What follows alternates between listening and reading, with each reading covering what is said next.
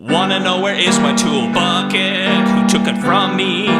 Broke into my house that night and stole from me. Using up blowtorches, quite insanity. Then got a rockin' through it through the window, the back door window. Snuck into the house, that foolish bucket foe. Took it to the pawn shop to get money.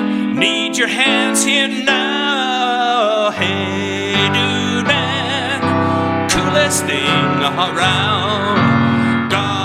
My show now, you're my hands right now. This is Adam Sheffield. Welcome to American Heritage Center Radio, home of the Property Therapy and Talent Development Program. We have here today, welcome to the American Heritage Center. We have the pastor, Pastor C. Brian Carlisle. Amen. And he is the director of the Unity Center. One of the directors. Yeah. And it's a community center that emphasizes in taking care of the beloved. Yes, sir. Which is a term of art that they use at the Unity Center to describe homeless people. Correct. The beloved. And Pastor C is on the show because homeless people is a property therapy issue. And it directly affects valuation of property when you have homeless people around your property. And so the golden question is, how have you been helping? And we're going to talk about with Pastor C, with everything they've been doing to really help the homeless people, the beloved, in our community, and how you go about doing that. Welcome to the show. Happy to be here. Thank you for the opportunity. It's a humbling experience.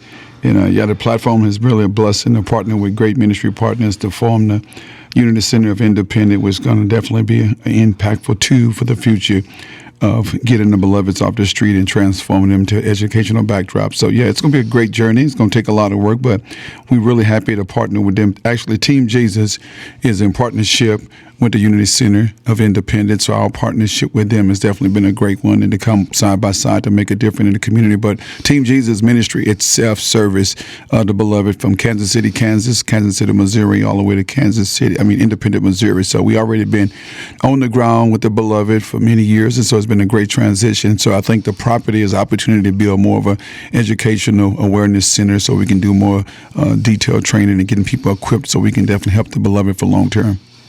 And I've been on some of your tours with the beloved, the different points of light around the city.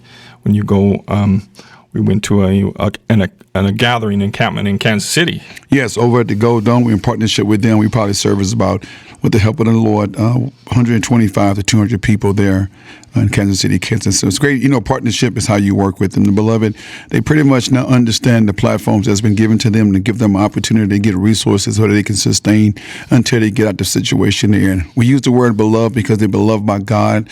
We don't belittle them. We don't discredit them, because the word homeless is almost a devaluing word. And because Jesus was homeless, we look at the text, he never had a facility for himself. So he said the Son of God has nowhere to lay his head. So a lot of people forget that Jesus Christ was homeless, but he understood his purpose and his mission. So a lot of the beloved that do fall on hard times is because they've had some type of tragic in their lives that's given them setbacks. So I think it's a community effort to come together to establish resources and equipping them to get back into a place where they can do great things. I love that term. And so when I went with Team Jesus into Kansas City, it was by a church, I think, at that station, and lots of the beloved gathered there, and then we passed out food baggies full of food, and then also, I think, some clothes. Right? So the Team Jesus store is a mobile unit that we take out. The team's able to facilitate. So there's three components that the beloved needs to be successful. We definitely want to introduce them to Christ through prayer and the word of faith, but also personal hygiene items, because they have to stay healthy even though they're on the street, so they need resources to make sure they're taking care of their health. The second component is making sure they got clean socks, just clean underclothes, basic hygienes that will help them stay healthy for the long term. And the third thing, we provide them with a solid meal nutritional meal that will keep them healthy throughout the winter and summer months. So it's a component, and it's not a crippling process. It's just same thing to them until they get back into. A lot of them just need a short-term help to get them back on track. You look at Jesus Christ when the multitudes came to him, he fed them some bread and fishes, and also the Word of God. Yes, that's critical. Yeah, we don't cripple them or put band-aids on these situations. It's so important to follow the instructions Christ left. So praying for them, giving them godly instructions, and just being there to disciple them, and hopefully, over the course of time, we get to build those long-term relationships. One thing about being a beloved, they have trust issues, and a lot of times people come out there for the wrong reasons, the wrong motives. So to build long-term has to be a consistent process. So we've been blessed to mobilize in some of these communities up to 2 or 3 or 4 years. So we've built relationships in those communities. So we see them get out and get on some great path, and we see new ones come back in, but at least they understand what we're there for, to bring support, not to judge, not to condemn, but to love them until they have an encounter with Christ. And a lot of them dealing with mental issues because some of them been abandoned, been raped, been molested, struggling with, alcohol, drug addiction, pornography, masturbation, crack, cocaine. I mean, just so many issues that block it, but a lot of times they're trying to suppress the pain. So when we serve the beloved, there's so many components to that process. It's just not a quick fix thing. So being able to partner with ministry partners that understand the bigger picture is that we're dealing with a human being. And sometimes successful people just forget. That's why people turn their nose or look the other way. And they think they're just looking for a handout. No, they're looking for a resolution, but you ain't going to fix it unless you take time to sit down and try to walk through the process. And like I said, 95% of it is mental illness. They need some directions. They need some guidance. And so, yes, it's a tough out there. The world is tough, And when you have your testimony of Christ, that helps you develop merit in your life. It's the only testimony I think that means anything. We tell them on a constant base not to see us because we human, so we could feel them. We're not long-term, but through Christ, they can have a long-term relationship. So that's our message. Everything that we have, the Team Jesus community family, our trucks and trailers got Team Jesus on it. And also say Jesus is coming back, but we'll lead them to the one that can sustain them and set them free. So we've seen some great testimonies on the street. We've seen Christ do some amazing things to transform life, to empower lives, and encourage people to take different directions. But it's a constant work. Everything is always involved, and so it's a constant work there. Yeah, and so what we were talking about when we gave you a tour of the American Heritage Center. Yes. The importance of having need and merit in the public policy whenever you're dealing with anything, because everybody always has need, right? Like, I need a truck, or I need that bike, so I get it. No, you got to merit it, right? Yes. Someone has to give it to you or give you permission to have it, or you buy it, etc., right? Right. And then you merit it. So that would be meriting it. But when you have the handouts, but when you help them get a hold of their testimony of Christ and their testimony in their lives, it helps them develop the light within them, and then they can shine forth and start developing property therapy skills and stewardship in their own life. Well, I think it's different ways to look at that project, because a lot of times the beloved not looking for handouts. They're really looking for a resolution, but understanding, because they've been distraught and they've been on a path where the mental illness have kicked in. You have to be able to distinguish between whether you're at mentally, whether you're at real time, and you have to make that work. But it's a process. It's like, I've seen this I've seen rich people lose everything and have mental issues. I've seen people be very successful. So it has nothing to do, believe me or not, I've seen so many cases and incident, has nothing to do with your diverse background, no matter how statistics try to say, well, because they're in an urban community, the persistent chance they're going to be unsuccessful. I've seen successful people struggle with mental illness, drug addictions, the same things, but they have a way, because they do have resources to cover up the mistakes. So what I see the difference between someone in poverty versus someone successful is that they have the ability to cover their shame. Take care of their body properly. Yeah, so it's a lot of balanced things there. So it's a bigger picture. I think there are people out there that are compassionate. There are some people that really look down on the beloved, because I do understand it can devalue the property. It can make them look at the community as being a community that's going down. But because they don't take time to do the research, so it's so easy to look at the window and say, that's a problem, but nobody comes to the table with a resolution. Everybody's whining. Yeah. So, but that's why we have you on the show, to raise awareness so that all the property owners and everyone involved with property know that this affects you directly. You help the homeless situation. Helps with break-ins and thefts. It helps, with property valuation. Helps when you help raise the tide. You see, it lifts all boats, and so the beloved is we want to help them with the need and the merit, and that's what you're saying is the testimony. Well, I think people that live very because it makes it self-sustaining, right? Because it's unbalanced, because people that live in a glass house that have not really experienced anything about hard times have no clear definition. Yeah. Understand that. So that's rather in the political arena, from the community of church communities, whatever. If you lived in a glass house, you have no idea what it takes when those people have to belittle themselves to ask for money or things or supplies. Can you imagine? It harkens to me to see that. The reality side of it is we're still dealing with a human being. But when you live in a glass house all your life, everything's been given to you. You don't even know what that looked like. So it's hard for the communities, even the political community or the church community or the people that protect us, our police. Everybody struggle trying to identify how do we help the beloved. In reality, they really don't want a resolution. Basically, let's kick them out of this community and kick them to another community. And so they recycle them. So that's why we don't give a resolution, because nobody really want to invest in that community. So, yeah, we get it. Yes. And so we have the Unity Center. Let's talk about the Unity Center. That was a great gift to God's people. The angels that was behind the scene to make that work. That property was donated for the work of the kingdom of God, and for that we're grateful. The focus is Christ-centered, so we won't shine the spotlight on a particular ministry or person, but the property itself has different components. And so Team Jesus, God has really blessed us. We understood from being on the streets certain components that we thought that would be successful for long term. You follow what I'm saying? So we understand that people don't have health care.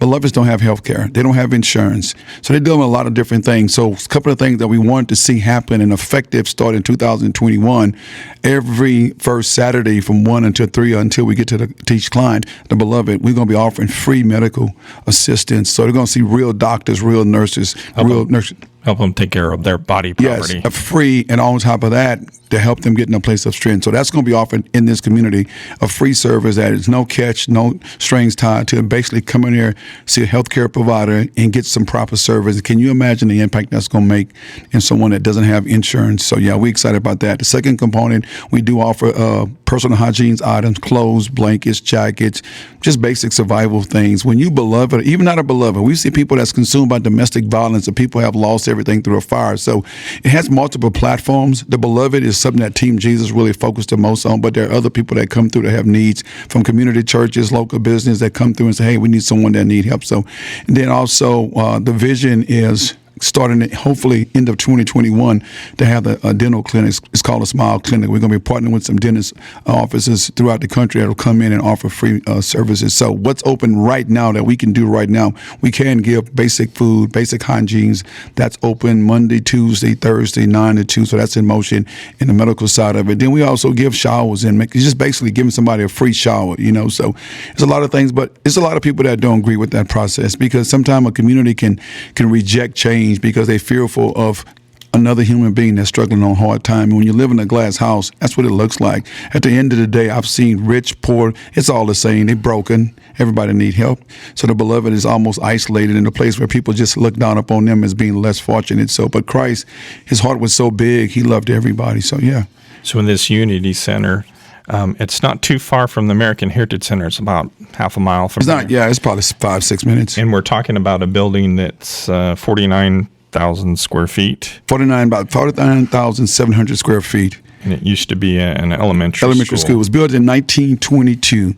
And so that's one of the setbacks that we did see. Even though it's an old building, the church that had it made great investment. I mean, it's been a really place. So just basically getting it up to code so we can allow people to start moving in. And that's been a challenge here in the city of Independence. It's not easy getting meetings with people to come see, and because you want to do it the right way. We don't have to start a project and we have to go back and do something different. So, but hopefully some things should happen. So we got some people reaching out this year that's going to try to get some meetings set up so we can meet with the community leaders and talk about how can we move forward the next phase of the process at the Unity Center. Okay, so when you go into the Unity Center, I remember there was a coat. Well, we got a security room. Yes, it's a security room, and then with so there's a clothing room. Yes, that I've seen, and then you turn the corner on the left.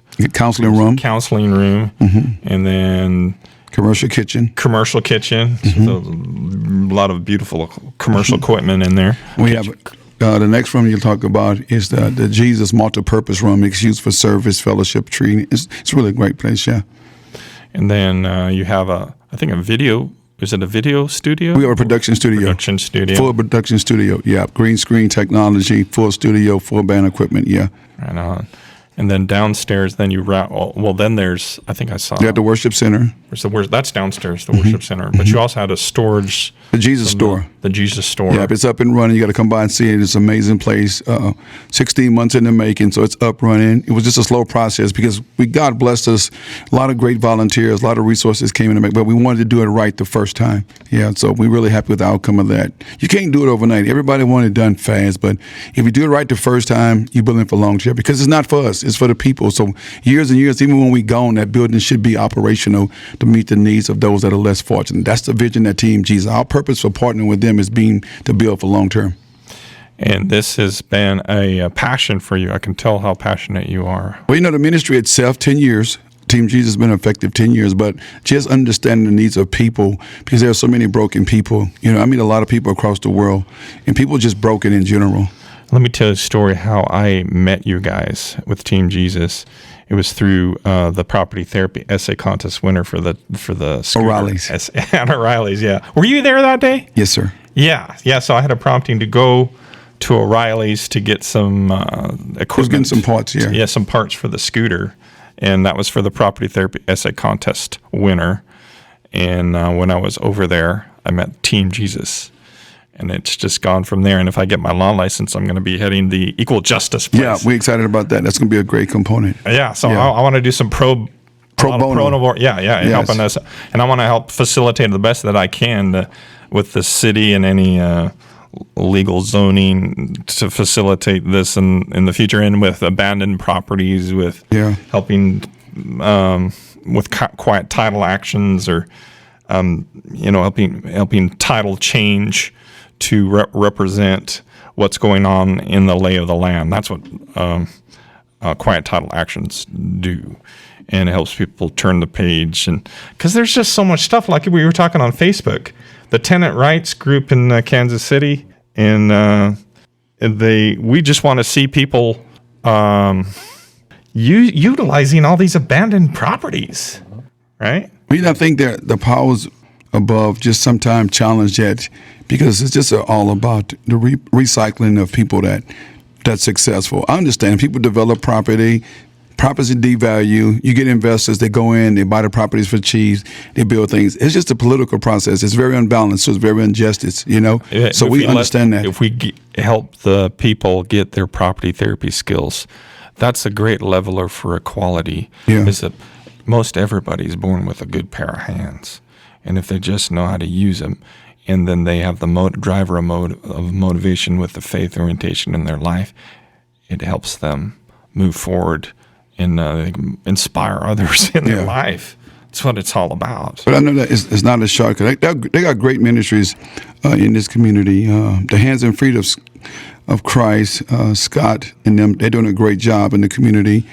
Tony and them, he's doing a great job in this community. So there's a multitude of people that work with the Beloved right here in the city of Independent that I'm definitely grateful to see in the community on the front line. It's no one particular ministry or organization can conquer a problem this big. It takes every level of skill, and so everybody bring great skill levels to the table. So it's always good to see other people, and I'm always inspired to see that we on the same team. Is nothing there, but we just want to solve it. And it may be one beloved at a time, but there are a lot of gifted people that's compassionate about doing great work in the city. So I'm grateful for those gentlemen that's doing great work. And we, Team Jesus, we partner with anybody. We have no restrictions, and sometimes it creates frictions for others. But we realize for the long term, it's all about the end results. The beloved. It's being transformed, Yes, for sure. And it does say in the Bible, though, it says that the watchman shall see eye to eye before Jesus comes. And what are the watchmen? Those are the educated people, that can see into the future or see what's coming your way, right? And it says in in times that the watchmen shall see eye to eye. Yeah. They'll start coming together. I think I see a lot of people that's willing to walk in the place of humility. But one of the things that I would definitely tell you, I like what you guys are doing over here in your property therapy, and that process is making value to properties. I can see the importance of that, and when developers don't come in and seize the property. So I could really see how that could be instrumental in educating homeowners on how to properly take care of their facilities, is to keep it at a level so that it doesn't devalue. So that's a really strong component, because mostly in urban communities, we see that happen all the time. Properties are devalued because the homeowner, either they don't have the resources to reinvest and keep the property up to the standard, or the property just deteriorate, and next thing you know, the entire community has lost its value. So that's a component that you got that's really need to be really projected in the new platform. I think a lot of times your presentation is really up to date, but really getting on the face of people that really need to see it. We got to look at a way how we can partner together for the future, because at the end of the day, I've seen developers put millions and millions of dollars in communities, and man, within 10 years, those communities just have totally dilapidated and destroyed the property. So how do we get that message out there? You see what I'm saying? So everybody has a key component there, you know? When I graduated from inner city high school in Kansas City, and I was there in the heydays when they were pumping in millions for the desegregation order from the court system. They were pumping in millions and millions of dollars. And I was there in the heyday, and like in my graduating class, it was a magnet school for the arts. And we had, they were busing in people from all over the world. And we had in our orchestra someone from Sweden, someone from Germany. We had people from just all over we had all-star orchestra, and the people in my graduating class have become some of the top musicians in their community, in their country. And but after they stopped pumping the money into it, they lost their accreditation just a few years after that, because it didn't take hold. And why was that? Because you can just pump stuff in, right? Well, and it can create a synthetic renaissance. Well, and so what takes hold is what you're talking about, is developing the faith orientation, that driver, because ultimately that's the inner government. Yeah. You know, the outer government can do this and that, but the inner government has to be there, and that's what the testimony. I believe that the Christian community, the church community, has to do a better job of supporting the community by raising awareness and having good information on property therapists. Communities deteriorate all over the United States, not just in this community, because they're not being educated. And within 10 years, I watch it. It's a process. Every 10-year property recycles. Pay attention to it. I studied the demographics of how investors come in and they spend all this money in the property devalue, and they come back and they buy it for pennies on the dollar, and the process starts all over again. That's a corrupted system. And so, but it's designed. So it's designed for the process to fail, so that the people that's going to profit off those that are uneducated will make that process. So you don't end up just being homeless because you want to be homeless. It's because there's either two things: a major tragic financial meltdown has caused you to give up your home. Now you end up being a beloved on the street because you wasn't prepared for long term. And a lot of time, even our educational system does not prepare people for long term sustaining. They don't teach that. It's a very isolated community. So you got to talk about investments and long term receivables and keeping people stabilized with incomes coming in so they can maintain their properties. But no reality, the market in society dwindles people financial resources on buying non-precious things that has no long term value. See, it's much bigger than that. So, but here's the reality side of it. What do we do to change the minds of the people? We got to get in their face and say, let's think about the things that you're about to invest into. Will this be stable? Will this maintain certain value for years down the road? Nope, not a good investment.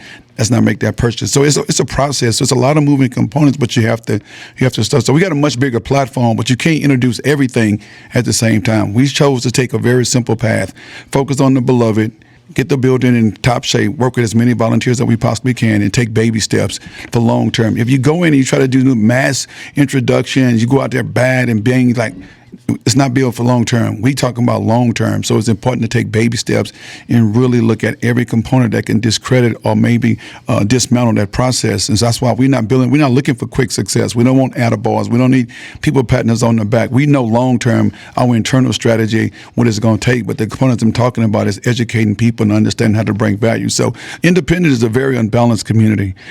The 16 months I've been working in this community, I've never seen such an unbalanced city in the United States of America. And it's the demographics of the process.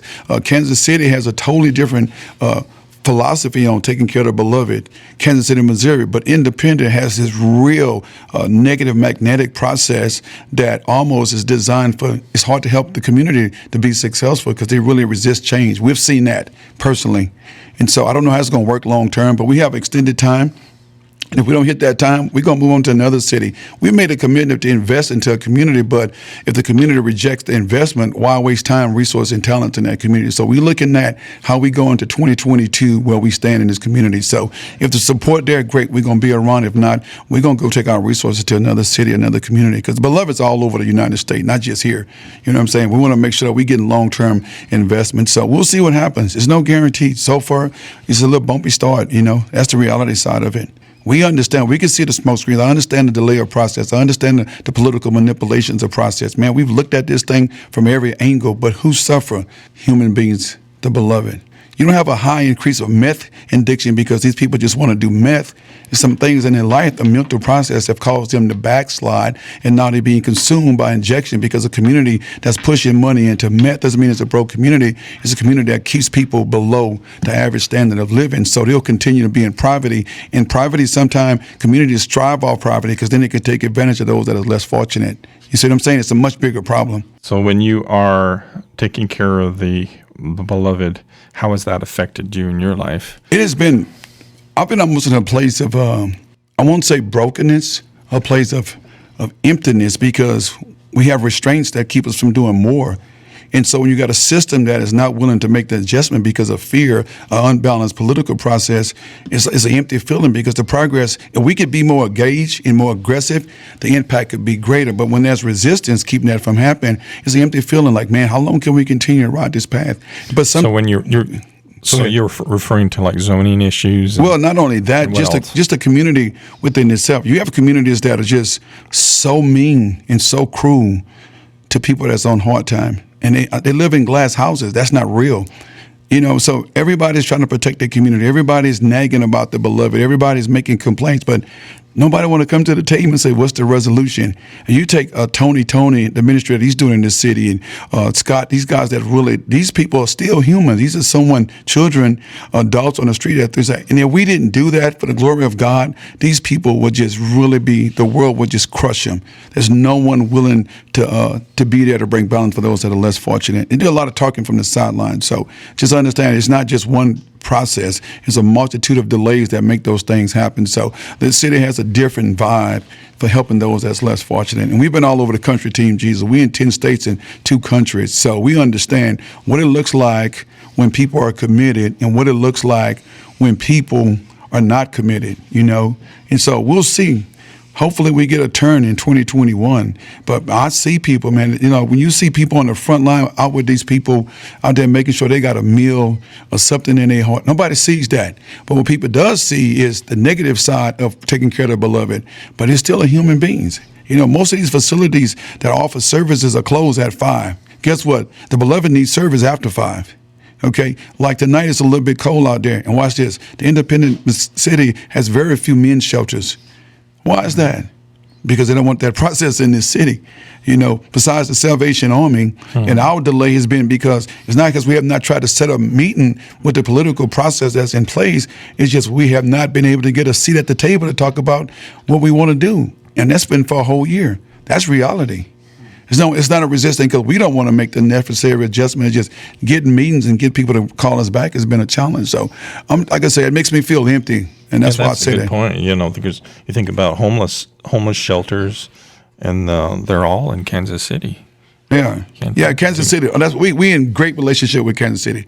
We got a great partnership with them, and we got a great partnership over there with the Kansas City Police Department. We got a great with the Kansas City Coalition for the Beloved. We got a great partnership. They are all in, and they understand. They're a very compassionate community of people that understand these people have fallen on hard times. Even in Overland Park, I'm telling you, these communities are very compassionate. I've never seen such a thing like Kansas City, Missouri. These people are very compassionate. They understand, okay, that's somebody, that could be my kid one day. You never worry about it until one day those people that live in glass houses, one of the kids end up on the street and they turned out on crack or cocaine and they're looking for a hot meal. Who's going to be there for them? You follow what I'm saying? Then everybody's whining because at that particular time, well, who helped them? Well, look how you looked at someone else's child when it was going through. I'm very, very judgmental, not from a place of condemning, but I challenge people like, hey, you live in this glass house. You're not on the street. You get Tony and them that's out there with the beloveds. They grinding every day to serve these people, to facilitate these people, and to make these necessary adjustments.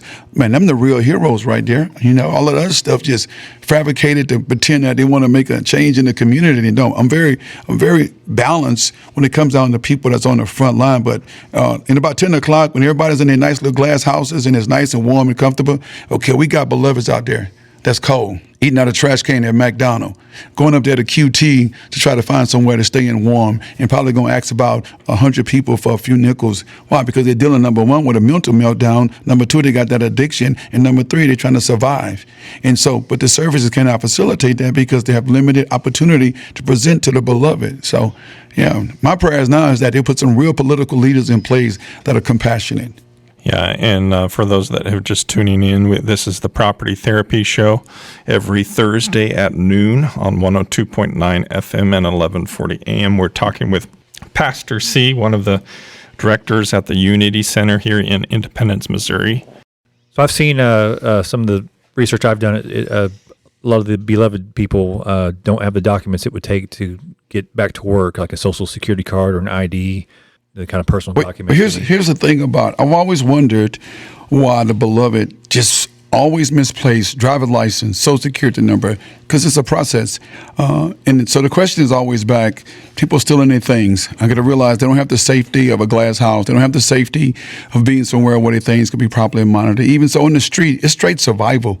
You with me? They need a locker, like a locker place, a security locker. Well, it's hard to... they got to have access to it, so that's not going to just be an easy process within itself. But there are ministry partners that we partner with that can help them get their driver's license and get them back on track. So everything when you're dealing with the beloved, you have to see the whole package, the mental illness of it, the financial balance, and get them stable, and sometimes getting them reunited with their families and being able to position that as multiple. We don't just give handouts.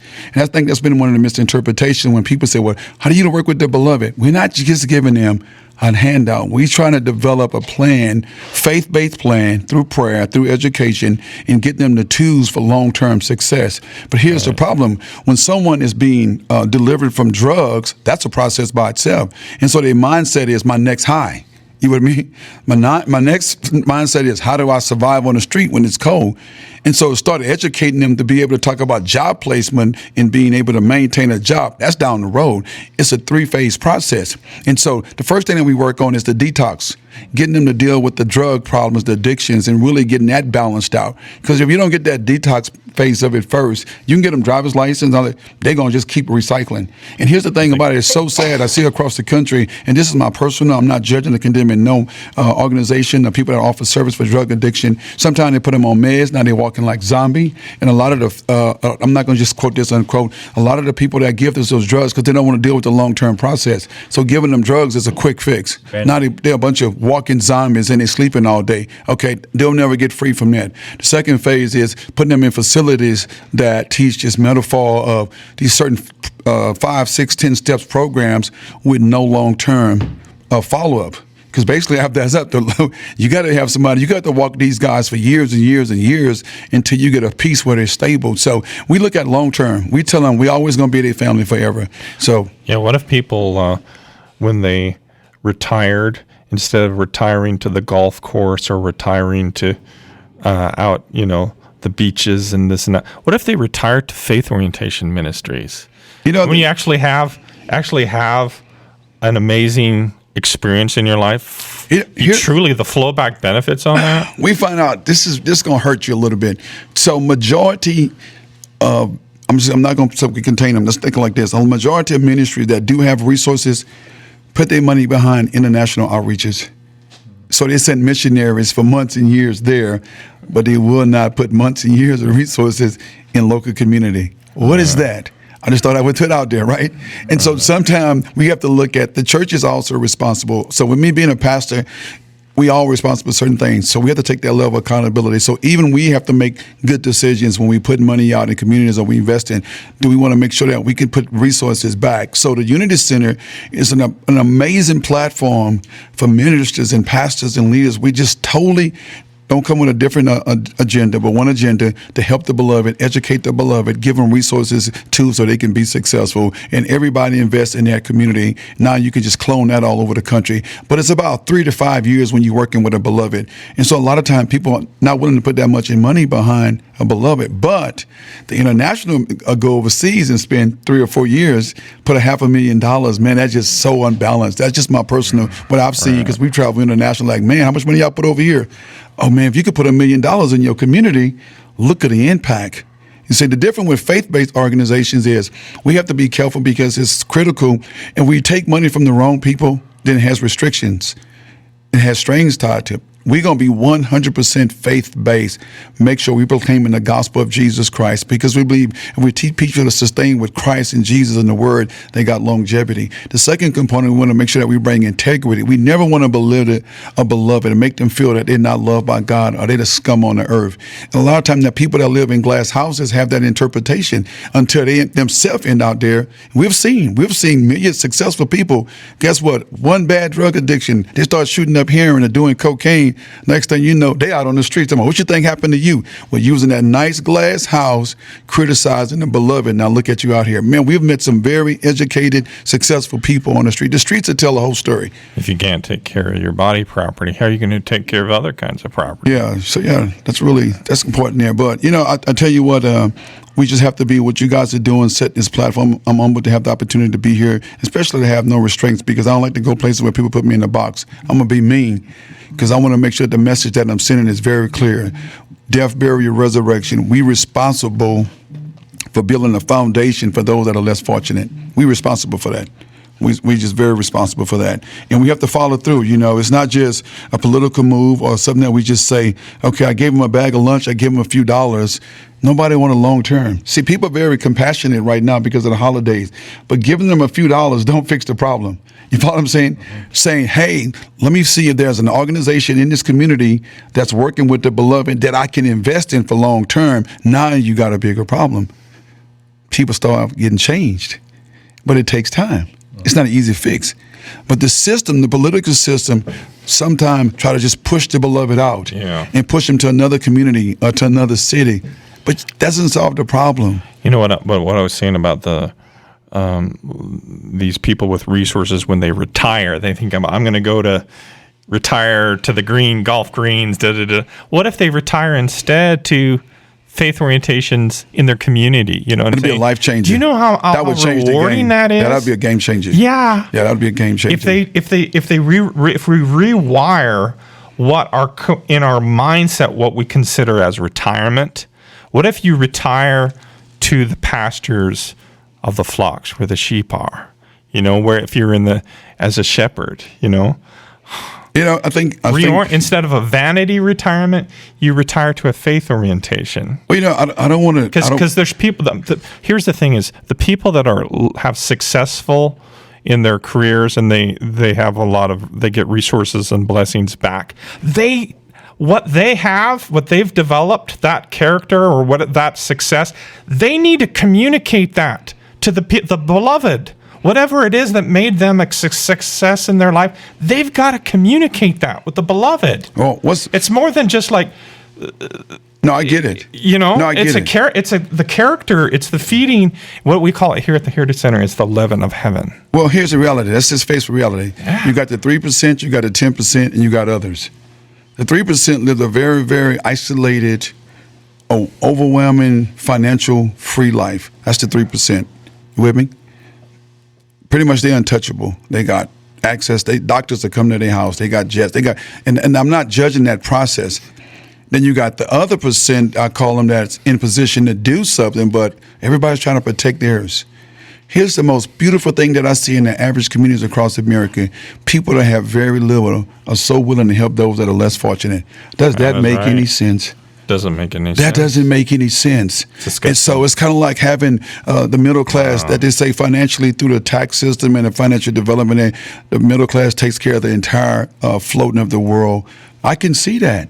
The people that work the hardest. That is haunting. Yeah. Are more compassionate. That's the most haunting thing I've heard this week. What you've just said there. Yeah, the people that have the least resources and the most compassionate givers. Passionate givers. Yes, I mean, and you see it, and they're genuine. You know, and this is no discredit. You know, Wow. I think I'm grateful for the Lord allowing us to have the opportunity to chat for a few minutes. But some people want to hear the truth, some people don't want to hear the truth. But the end results, I think this platform that you have, continue to make people aware, continue to talk about developing their property, keeping the value. I can see the importance of that, because if not, it dies off. The developers go in and buy it for penny on the dollars, and the process starts all over again. It's about money, you know. This gives rise to the themes. The logo for this property therapy show it's depicted right before you. Yeah, It's the judicial gavel next to the violin, and what this signifies. And you'll see it when you go onto YouTube or our websites and stuff. You'll see the violin gavel, and this signifies how property therapy got me into law school. That's awesome. Working on properties, and it wasn't until I was a real estate entrepreneur in my own life, like John, and what I realized that the property therapists are the atlas that holds the community up. Yes. And the people that know how to take care of stuff. Yes. That's the atlas that it didn't even occur to me when I was on the bus to school that all these properties we were driving by were paying for my privilege of being there, right? Yes, Man, that's it awesome. didn't even occur to me until 20 years later. And so it wasn't until that when I started to understand this, and the Lord told me, you get that American Heritage Center sign up at the American Heritage Center, and I'm going to let you get into law school. Yes. And so I went to and lawyered my way. It was the first pole sign that's been put up in Independence in the last 30, 40 years. I got it. And I had to lawyer my way to get it. And then the Lord said, okay, now you're going to go to law school. And so I had a reason to be there. Yeah. And so property therapy got me into law school. Awesome. Taking care of property, and it takes care of you. And I know for me, it's like helps me stay on the path of virtue when I'm taking care of the property. It's taking care of me. Yeah. You know, it's the earliest. This is the most real thing ever. Yeah. Property therapy. And so what happens is once you have your property therapy, so this signifies the tradesman hammers for the contractors, I get it. and also the tradesmen of the law. Yeah. Order in the court. I get it. And so, but what happens is once you have your property therapy, it allows you to flourish in your artistry industry in all sorts of ways. And then for me, it's the violin, you see? Yeah. And so your flowbacks, whatever you have, and for different people, it's different things. They want to do this or that. And I'm saying that what if people had faith orientation ministry as their violin? What if they made the deliciousness of getting up in the morning? It's like I get up work. I'm tired of working the 5 to 9 job, running me down. How about when I retire, I'm actually going to do good for the first time in my life? Yeah, that's good. I think Isn't that the most incredible retirement you could ever have? It's a retirement of light. So a retirement of love. Yeah. For be willing to do difference. I'm grateful, and I'm hoping in the future that we're able to partner together and do some great things. I think your message of property therapy and developing and maintaining the value, that is such a component. And we need it in different communities. And I would definitely say from a man of color, I'm really blessed. So Team Jesus, if you'd like me to just talk to you or chat, you can reach me at teamjesuskc.com. teamjesuskc.com, and it'll take you to me, and you track me from there. But the purpose that I believe that God brings people together to collaborate. And so the message that you have for therapy and really messing up the minds of people old thinking of not taking care of their properties is really going to be a plus in the future. Like I said, my good friend, Bridging the Hope Ministry, Tony, these guys are hands-on. These are soldiers, man. Scott, in the hands and feet of Christ. These guys are doing great work in the community. There are outreaches besides Team Jesus and the Independent, the Unity Center that's doing great work. But the people that work after 5, man, those are my heroes right there. Because anybody can do something when it's convenient and easy, but when you got to be on the grind after 5 and stuff. But I think my message is simply this. Jesus gave us a simple message, Matthew 25, 34, and 36. He said, when I was hungry, you fed me. When I was naked, you clothed me. When I was in prison, you visited me. When I was a stranger, you took me in. He gave us a message. He gave us the recipe for success on taking care of the beloved. So we have to go and reinvent that. Next thing he tells us, make disciples. And so what you're talking about is making disciples, because the information that you give will help somebody else take better care of their home. So I get it. I mean, you present it in your own unique way, but it's a very simple message that has such a massive impact. And I think as we learn how to best empower communities, and guess what it's going to do? It's going to empower the beloved. Because even when the beloveds become homeowners one day, they need to have that, okay, let's make sure your property value does not devalue because you don't take care. I get it. And it's not just real estate property. We're talking personal properties. Yes. And so, I mean, anyone has property. Even if they're homeless, they still have property. Yes. Right? Yes. And if they can take care of what they got, right, no matter where they're at some level. Skill. It's a skill. Yes. As the personal property applied there. anywhere. Yeah, it can be personal property, real estate property, intellectual property, like all the songs. I write all the songs for the show. Right. And intellectual property, reputational valuation. Yeah. Goodwill. Yeah, goodwill, which is, and then and so we've talked about all this and taking care of body property, and like we had an Amish man, a former Amish man on here, and Amish are legendary property therapists, and later on in life they have unparalleled health and because they're so active taking care of their property. No, I get it. Absolutely. You see? It's a powerful thing. I get it. It's as real as you can get. And so if that element, if we have a talent like a harbor, I'm envisioning something like lockers, one after another, that the homeless people can have. The beloved? The beloved. Yeah, the beloved. He's training. I'm an advocate for that. The beloved. The beloved. The beloved. It's a term of art. It's a precious term of art. But I'm seeing for the beloved like having lockers, one after another, and then have them be in security so that there's not tampering or monkey business going on. But if they had some place where they could have have that possessory interest of that secure place, They don't have to carry it around with them all yeah, day. they're not going to lose their IDs and just like See it so just many sets them in a backpacks, it hole. says, yeah. Well, here's the thing that we got to focus on. We got to get Do you outside. understand what I'm saying here? I get it. This is so important to have having a harbor for them. No, I and get it. for their property and for their possessory interests.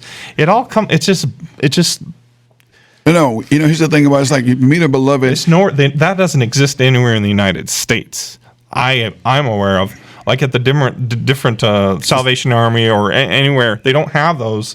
That would be extremely useful for them. That's a misconception. Is when you see them with a backpack, they're not out with that backpack to steal your stuff. That's all the stuff they have. And someone else Right. think about, yeah, Right. You can't absolutely. leave it anywhere. And Right. just imagine, you talk about losing your documents, your wallet. Imagine trying to sleep outside.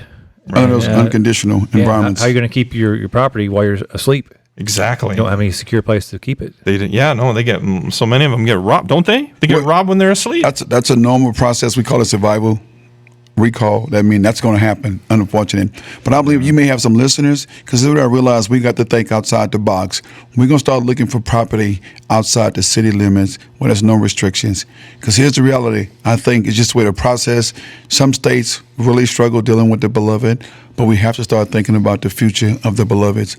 So as we're looking for property. So there may be someone in your listening audience that may have property that we can recycle and make it a place, a safe haven for the beloveds to not only get education, to be trained, can get property therapy, they can get healed. It's a process, so it just doesn't happen overnight. Call us at 816-674-3035 to get into the American Heritage Center community and part of the property therapy process for America. This is a crucial mission. So again, call us at 816-674-3035.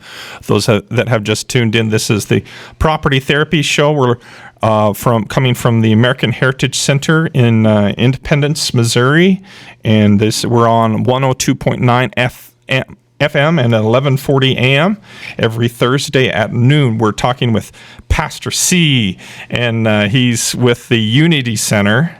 And it's a community center for the beloved, emphasizing the beloved, and for everybody else. Yes. To help energize their faith orientation in their life. Yes, sir. And so, Team Jesus is happy to be part of that unity relationships. We got great leaders over there that's doing great things, and partnership's important for us. The little role that we've been given is so small, but it takes the entire community to impact a community that deals with the beloved and the broken. It's not an easy process. So we've been blessed, Team Jesus, 10 years to do what we do for the Lord. All the glory belongs to Him. So you can know more about the ministry work that we're doing. Just visit teamjesuskc.com. It'll lead you to all our contact information. You can call me, you can email, we can chat. But at the end of the day, it's all about finding resolutions, and not one person has all the answer. It takes a multitude of people to work together. I wish I could tell you it was an easy resolution, but it's not. You're dealing with mental illness. You're dealing with slave trafficking. You're dealing with rape in the homes with the fathers. And there's so many components. And I talk about the glass houses all the time because that's the ones that struggle with a lot of things that are so weird. And I see it all the time because you can't go certain things. So a lot of communities try to protect their little dirty secrets too, and that's out there too. We can't be blind to that whole process, But the good thing is we happy because there are other states that are blessed to partner with us. And so at the end of the day, we still going to be responsible when we stand before God on Judgment Day that we do our part. So if the city accepts us, great. If the city doesn't accept us, we great with that too. We still love them, and we look forward to working with every community that want to just work with the beloved and make a difference. But there are people, I'm telling you, that love God, people that have big hearts, that don't have a whole lot to give, but what they do have, they will do it to transform the life of someone that's less fortunate. And I see that all the time. So I'm happy to be here, and hopefully that, collectively we can make a difference and bring some good information in communities and try to establish some new direction, because people are always looking for direction and hope to make a difference in their life. But sometimes you have to just give them things and ideas to work with, Mm-hmm. So let's talk about the remedies regarding you. We briefly touched upon the taxpayers and how that comes with strings, but should the taxpayers be responsible for the beloved? I tell you what, everyone is responsible for the beloved. And why I would say that, because one day that individual may become a beloved. And so if you invest into a system that can be successful and you ever fall on hard time, guess what?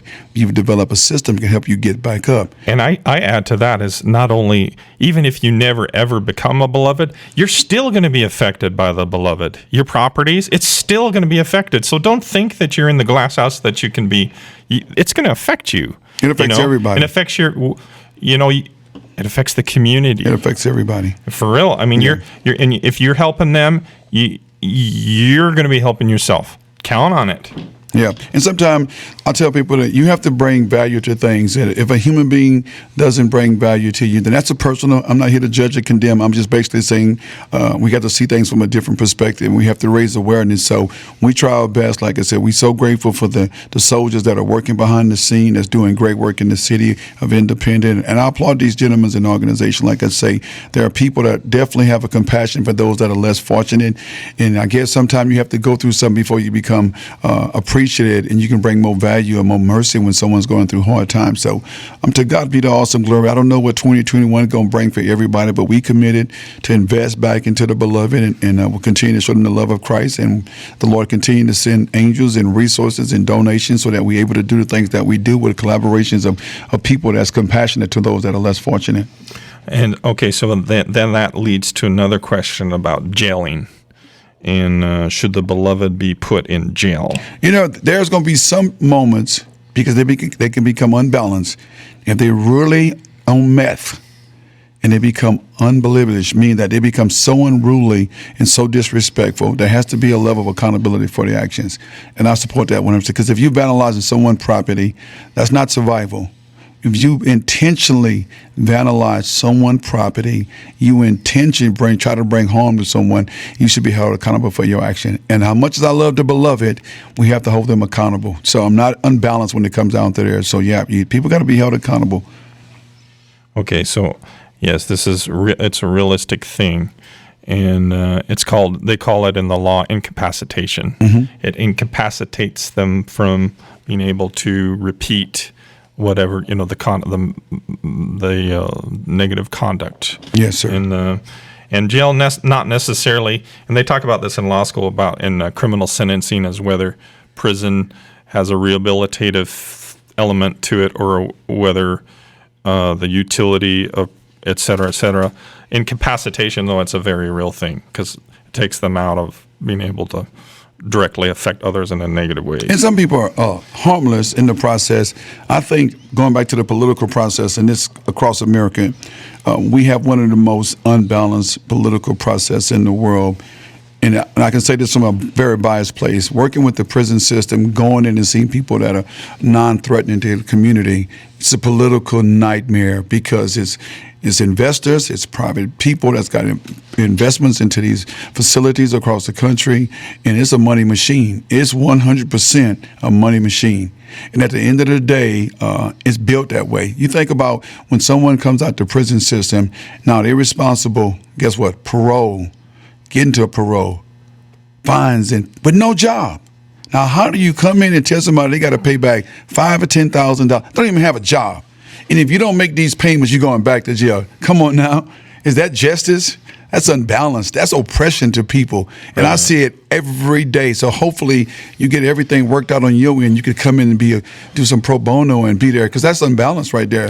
They ought to have any repayments that they owe be credited for, like property taxes on houses. Well, you know what I'm saying? It's like if they're stewarding houses, fixing up these abandoned houses, that's crediting their future. They're getting their property therapy skills, part of a faith orientation community, and they have the talent harbor for their talents, helps them get traction in their life, helps them inspire others around there, because make no mistake about it, there are some people we'll never be able to reach, but some people, if we reach one person, they'll be able to reach people we'd never be able to reach. Let me share some with you. Inspire them. How unbalanced the system is. So you get someone with an MD, medical profession, and they have these massive student loans, right? And they go work in the community, this private community, where it's less fortunate, and they work. That's what they do. They erase their loans. Loan forgiveness because they volunteered time. Dummy. Come on now. You just wiped out a $150,000 medical student loan for an MD, and they gave a couple thousand hours of volunteer, and they free without that bill. You see how unbalanced the system is?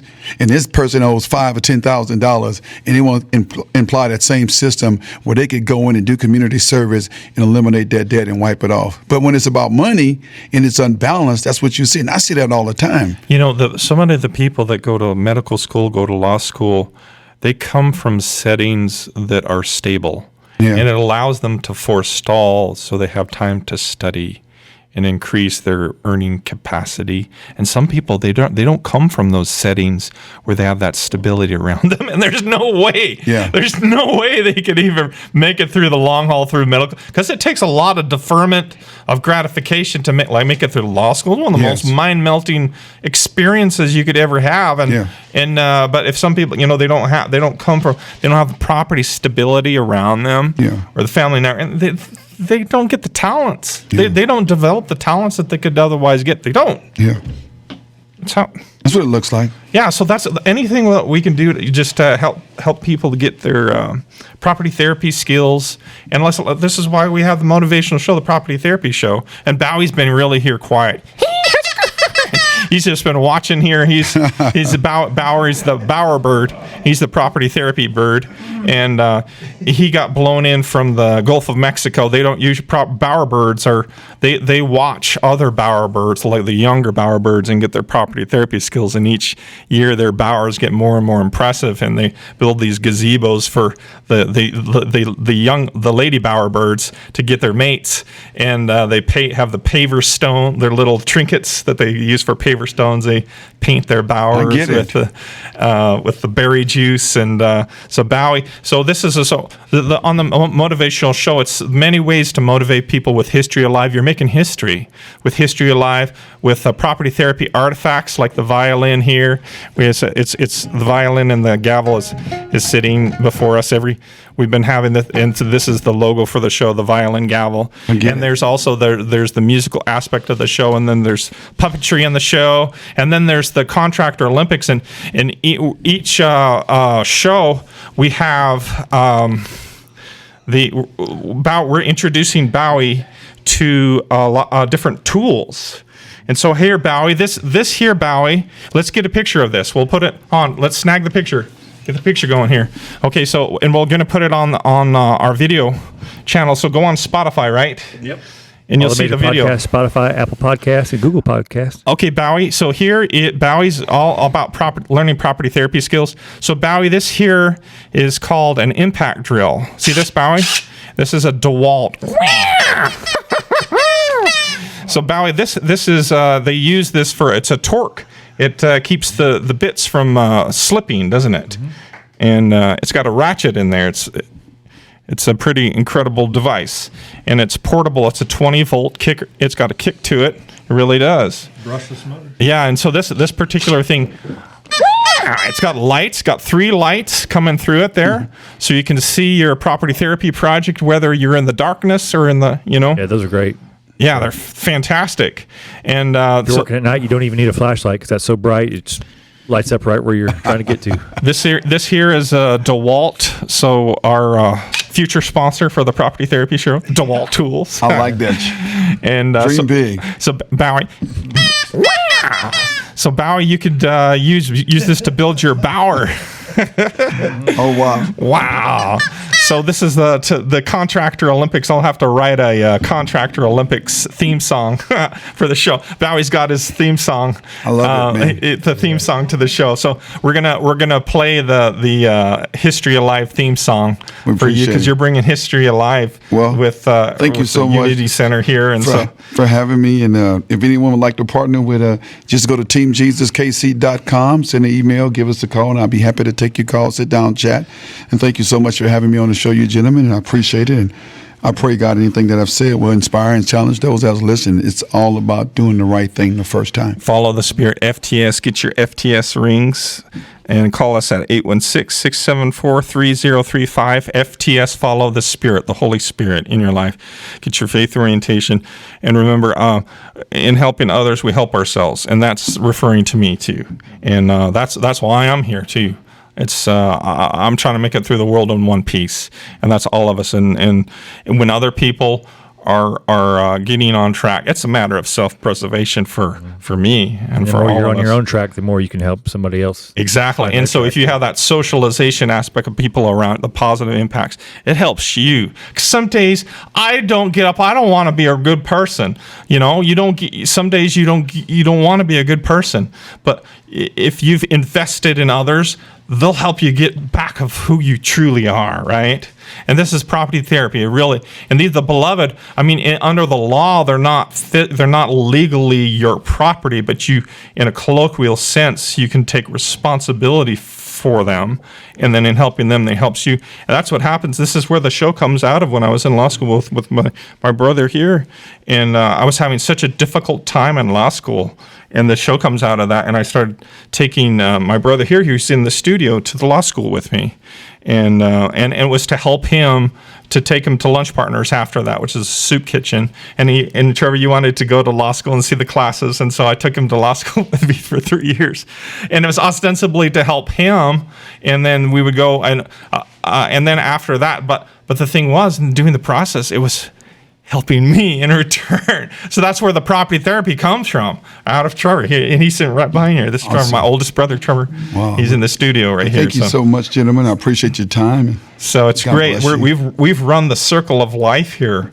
really about with Pastor C here, and we've talked about the birth. We use the circle of life system at the Heritage Center, and that's what I use to pass the bar exam with birth, life, death. What gives birth? We talked about like addictions or catastrophes or other things that gives birth to homelessness, and during the life, how can we address it? We've talked about lots of ways of addressing it and challenges, and then we got like death. What brings death to it? Like lack of understanding, not having the faith orientation, or strings attached, etc. And so we've run this whole circle of life in this with Pastor C for the recap. So it's been great having you all, sir. And having you with us. To God be the awesome glory. And so property therapy forever. God bless.